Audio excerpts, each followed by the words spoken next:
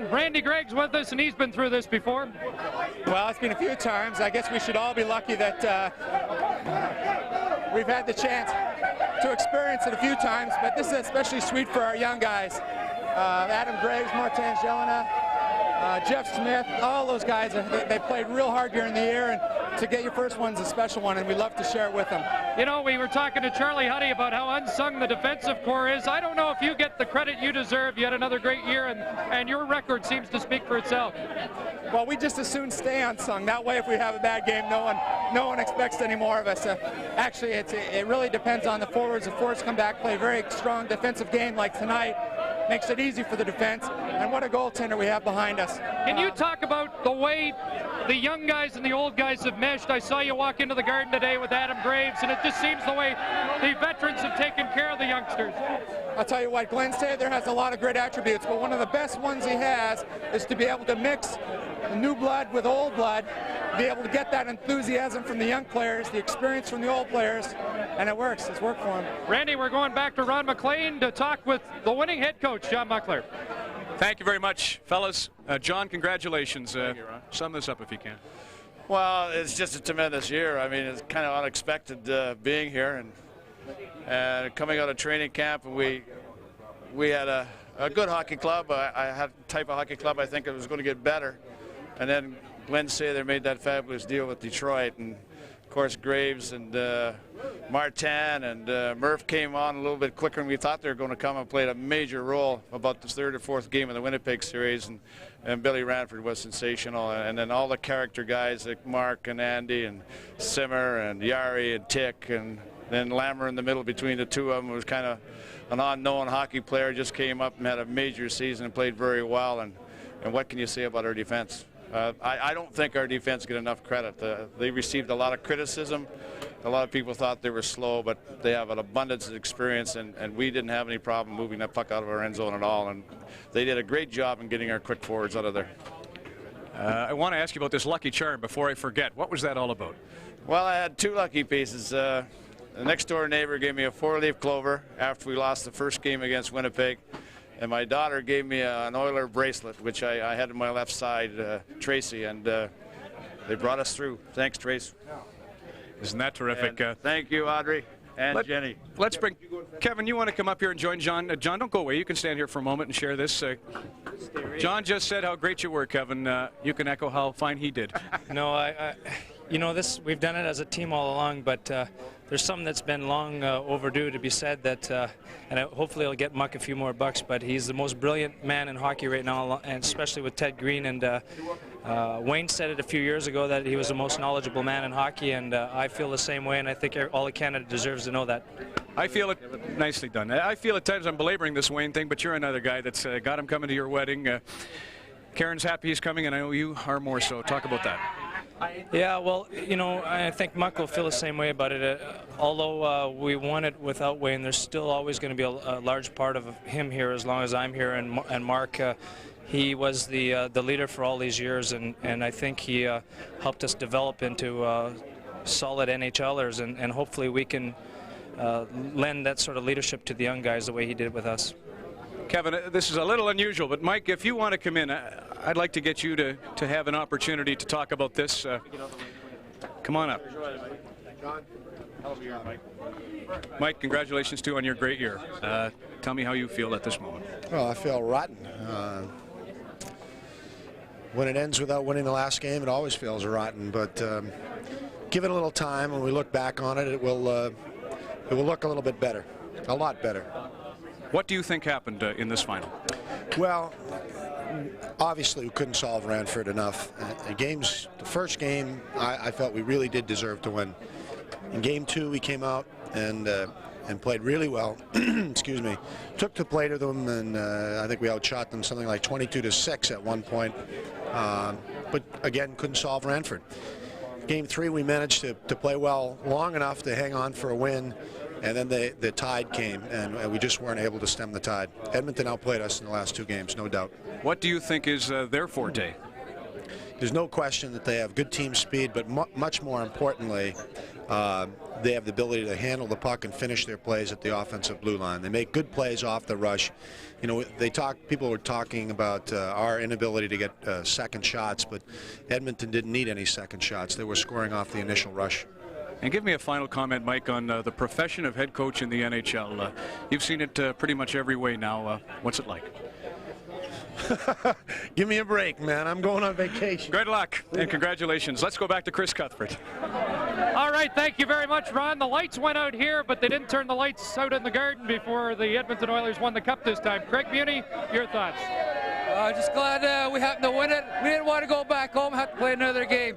We're just happy to win on the road. Maybe it's a new trend for the 90s. Well, the Edmonton Oilers have won on the road, and because of that, I know a lot of the guys wanted to send some personal wishes back. I'd like to say this was for Wendy and my little son, Brent. I love you both. All right, Craig Muni, thanks very much. We're going to try and bring another Craig up. Here's Craig McTavish, and what a series he had. A former Boston Bruin, and if ever there was a great role player, and this team's full of them, it's Craig McTavish. Well, it was a great series, but first of all, I want to say hi to my wife back in Edmonton. We're coming home tomorrow, looking forward to bringing it all home. And Barry wanted to say something, our trainer. Just wanted to say hi, Thriller. Say hi to his wife. Thanks. It was a great series. Well, Barry Stafford and Kenny Loeb, maybe they don't get enough credit, the rest of the support staff, and he's certainly happy about this one. How does this one compare with others? Well, to me, I think it's a little more special than the other two that I've been involved with, just because we weren't odds-on favorite to win the Cup at all. And this year, in September, none of us thought we'd be here at this time, and it just all seemed to click. Management got us the players played, and it was just a complete effort, and everybody was a part of it. And you certainly were a big part of it. Our thanks to Craig McTavish. We're going to continue with our coverage of the Stanley Cup champions from the Boston Garden as Hockey Night in Canada returns in a moment. Thanks. 1, 2, 3, 4, 5, 5, 4, 3, 2, 1. Look, I'm a mess, for Jesus. Oh my, where am I?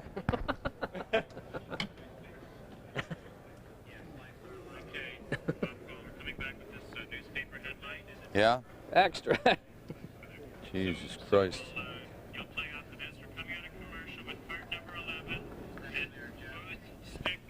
Can they win it again? Oh, don't worry, I'm going to get you at that.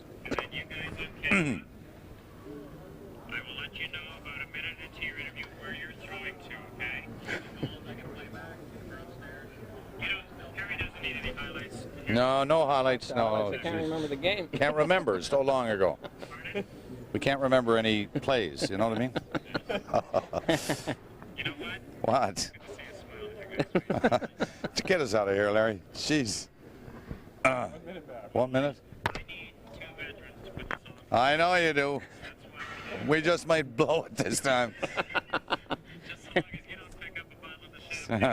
Sure, we're up here so thirsty we can't even open our lips. Oh my goodness. Let me think. Get my head straight. Think. Oh yes.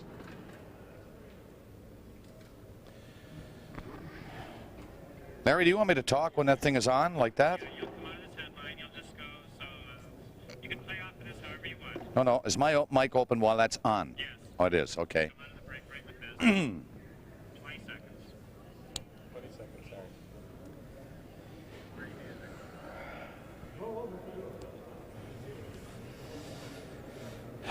5, 4, 3, 2, 1.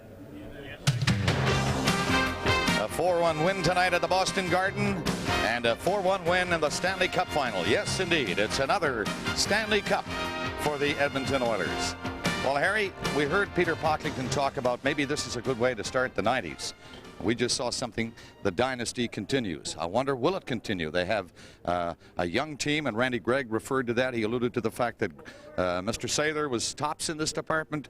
A few youngsters in with the veterans. They've got some youngsters that are looking awfully good. And they're older players. They're so-called older players. Teakin and Anderson, Curry, Messier. They're not old players. They're just beyond the midpoint in their great career. So they've got a nice mix. Grant Fuhr's coming back, which can't help but help things. although Bill Ranford made us forget Grant Fuhr for most of this year. They've got 2 Europeans in Semenoff and Ruzicka who are going to have an awful battle to take places away from the existing players. You know, Glenn Sather won't stand still. He never has after he's won the Stanley Cup. I don't think they'll make major moves, but they may make 1 or 2 to just give them a better chance next year. And they have what most teams don't have, superstars that are regular guys. And in no way do they put themselves above the team. And their philosophy is that stardom really starts with the rest of the team. And I think that's one reason that they are sitting as happy as they have for 5 of the last 7 years, wondering how much fun it's going to be over the summer, thinking back to the Stanley Cup victory. A good and dear friend of mine, Red Fisher, a veteran writer with the Montreal Gazette, said to me before this playoff started that if Glenn Sather were to win the Stanley Cup this time, he in fact, without a doubt, in Red's mind, and in a lot of minds I'd say now, is the general manager of the decade. I don't think there's any question about that with Bill Torrey, who was very successful early in the decade, maybe the second. But Sather has done a lot of small things since the trade of Wayne Gretzky, and I give the coaching staff credit too, but Sather's the guy at the helm, to get this team back in the right mental frame of mind to go on and win this cup. I mean, to lose Gretzky was far more a psychological damage than just losing a pretty good hockey player and maybe the best that's ever played the game. And he and Muckler and the coaches had to repair that, and that was not easy to do, I'm sure. He must have lay awake lots of nights wondering what can he do to get that feeling back, and you don't win cups without it. And somehow he came up with it, and they all, Bob, every one of them, referred to the Detroit trade and bringing in those 3 kids as to what gave them the extra depth and added some more speed to an already fast team. Well, he's got the feeling back, so have the Oilers, because they have the Stanley Cup back. Now we're going down to Chris Cuthbert. Thank you, Bob. Grant Fuhr was always an integral part of the Edmonton Oilers through the first 4 Stanley Cups. He wishes he could have played a bigger role this year, but I know you're just as ecstatic as everybody else in this room. Yeah, definitely, man. The guys worked hard all year long. A lot of people doubted we'd win a Stanley Cup, and we thought we had a team. It's just a matter of going out and proving it. The Edmonton Oilers won 4 Stanley Cups because of superb goaltending and a lot more. They got superb goaltending again this year. Your thoughts on Billy? Oh, hey, Billy played unbelievable. I mean, if you don't get goaltending like Billy gave us, then we don't win it. I mean, you get a guy like Billy play as well as Billy did, you can't ask any more. Your shoulder holding up in this crowd? Oh, hey, shoulder feels great. I mean, you win, everything feels great, so you just have a little bit of fun. Grant, it's fun to talk to you, and now we're going back to Ron MacLean.